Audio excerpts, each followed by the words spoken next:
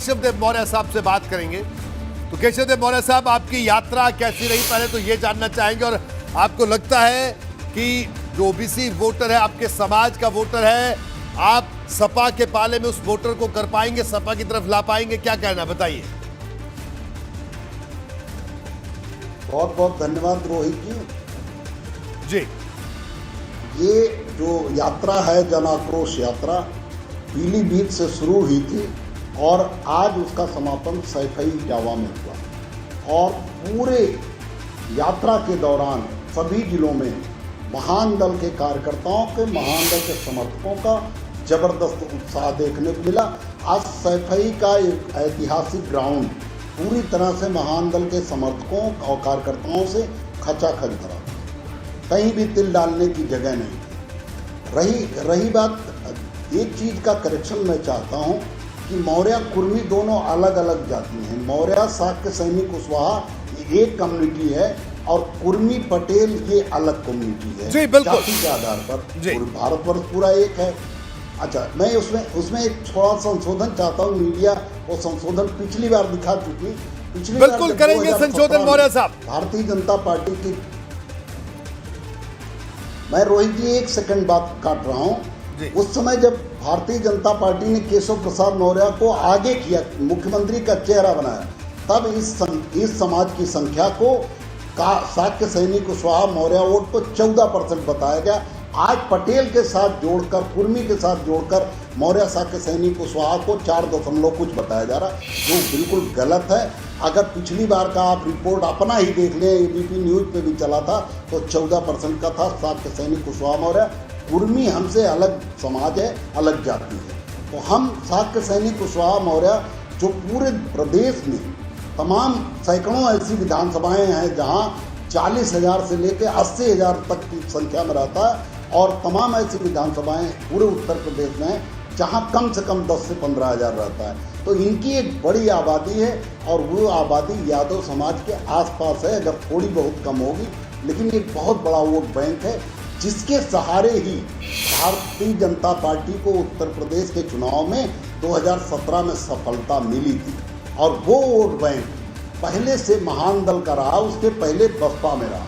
ठीक है। महान दल में 2012 में महान दल को 6.5 लाख वोट मिला था और 48,000 वोट पाके हम सेकंड नंबर पर रहे। एक विधानसभा में 35,000 32,000 का दर्जनों सीटों पर रहा, जिससे भारतीय जनता पार्टी 50 जगहों पर हार गई।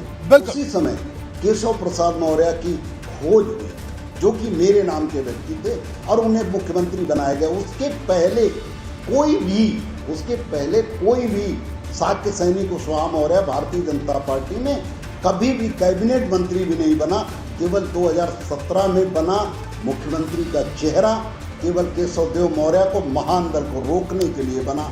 उसी समय भारतीय जनता पार्टी ने एनआरएचएम घोटाले में एक मंत्री थे बसपा में, उनको भी निकाला, जिनके ऊपर 10,000 करोड़ का स्मारक घोटाला है, और वो आजकल जेल से बाहर हैं और भारतीय जनता पार्टी के खिलाफ बोलते हैं। तो उसका क्या मतलब? खाली महान दल को रोकने के लिए, एक को पार्टी बनवा कर रोकने के लिए। ठीक है केशव देव मौर्य साहब, मैंने पूरे विस्तार से आपकी बात सुनी। और प्रदीप जी, हमने केशव देव मौर्य साहब ठीक कह रहे हैं। मुझे याद है 2012 का चुनाव, ऐसी दर्जनों सीटें थी जहां पर महान दल का प्रत्याशी कहीं 10,000 वोट पा गया, कहीं 12,000 वोट पा गया, और कई प्रत्याशियों को हराया। कई हार जीत का अंदर उन सीटों पर यही था। तो ऐसे में प्रदीप जी, अब सपा की जो रणनीति है कि तमाम दलों को, इन दलों को इकट्ठा करके बीजेपी को चुनौती देना चाहती है समाजवादी पार्टी, क्या कहना है प्रदीप जी आपका? नहीं, देखिए रोहित जी, अभी जो केशव देव जी बोल रहे थे, जो संख्या बता रहे थे, मैं उनकी संख्या को डिस्प्यूट नहीं कर रहा हूँ, उस पर कोई प्रश्न नहीं उठा रहा। लेकिन जातियों के बारे में संख्या का जो अनुमान है, वो 1931 की आखिरी जो जाति जनगणना हुई थी, उसके आधार पर जी। उस समय देश की कुल आबादी 35 करोड़ थी, जिसमें आज का बांग्लादेश और पाकिस्तान भी शामिल था। इसलिए उस संख्या को आज के संदर्भ में बताना किसी भी वर्ग के लिए, मैं केवल केशव देव जी के लिए नहीं कह रहा हूँ, किसी भी वर्ग के लिए वो बहुत व्यवहारिक नहीं है, एक बात।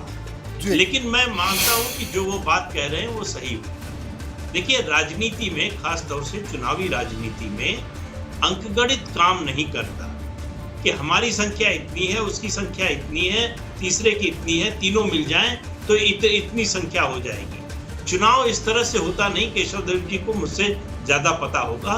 इसी गणित के आधार पर 2019 के लोकसभा चुनाव में सपा और बसपा का गठबंधन हुआ कि दोनों पार्टियों के इतने परसेंट वोट हैं और अगर दोनों पार्टियों का वोट मिल जाए तो भाजपा को आसानी से हरा सकते हैं जी। नतीजा ये हुआ कि उनका वोट बढ़ने की बजाय बीजेपी का 7% वोट बढ़ गया। तो चुनाव में केमिस्ट्री ज्यादा काम करती है। अगर केशव देव जी सपा के साथ जाते हैं तो हो सकता है केमिस्ट्री बने और समाजवादी पार्टी को उसका फायदा हो। बिल्कुल प्रदीप जी, यही सवाल केशव देव मौर्य साहब से करते हैं। तो केशव देव मौर्य साहब, ये केमिस्ट्री बन गई आपकी समाजवादी पार्टी के साथ या अभी भी गुंजाइश बाकी है? हालांकि आप हर जगह कह रहे हैं कि आप सपा को सत्ता में लेकर आएंगे और बिल्कुल सही बात है, केमिस्ट्री बनना जरूरी है। रोहित जी, ये गठबंधन किसी लालच में नहीं बना है। ये गठबंधन इसलिए बना है कि दलित, पिछड़े और अल्पसंख्यक समाज के साथ साथ जो लोग लोकतंत्र में आस्था रखते हैं, संविधान में आस्था रखते हैं, उनके खिलाफ ये सरकार काम कर रही है। इस सरकार की नीति क्या है कि जब चुनाव आएगा तो कोरोना नहीं है। बंगाल में चुनाव, कोरोना नहीं। 19 अक्टूबर को मोदी जी ने कहा कि 2 गज दूरी, मास्क है जरूरी, अभी कोरोना है, और 20 अक्टूबर को बिहार में 50,000 की रैली संबोधित कर रहे हैं। किसके चेहरे पर मास्क था और कितनी सोशल डिस्टेंसिंग। शराब की दुकान खुल जाए तो करो। एक रोहित जी, मैं प्रदीप जी की बात का जवाब दे दूं। बसपा और सपा में इसलिए तालमेल नहीं बन पाया, उनका वोट घट गया क्योंकि हर जगह दोनों पार्टी बराबर थी और दोनों जगह प्रत्याशी थे। और जो प्रत्याशी टिकट पाया सपा से तो बसपा ने हराने का काम किया, बसपा के प्रत्याशी को टिकट मिला तो सपा ने हराने का काम किया। लेकिन महान दल के अभी कार्यकर्ता विधायक, सांसद, मंत्री बनने लायक नहीं, कमजोर हैं। हम तो इतने में ही महान दल के कार्यकर्ता खुश। देखिए केशव देव मौर्य साहब, देखिए ये जो अभी आपने बात की, शायद यही बात आपको महान बनाती है। आपने ये बात सही कही, कुछ हद तक आपकी बात सही है कि सपा बसपा की केमिस्ट्री, जिस केमिस्ट्री का जिक्र प्रदीप जी ने किया, चुनाव में वो केमिस्ट्री जरूरी होती है। क्यों नहीं बन पाई, इसको आपने परिभाषित किया अपने लिहाज से, अपने अनुभव के लिहाज से। आपका बहुत बहुत शुक्रिया बीपी गंगा से जुड़ने के लिए।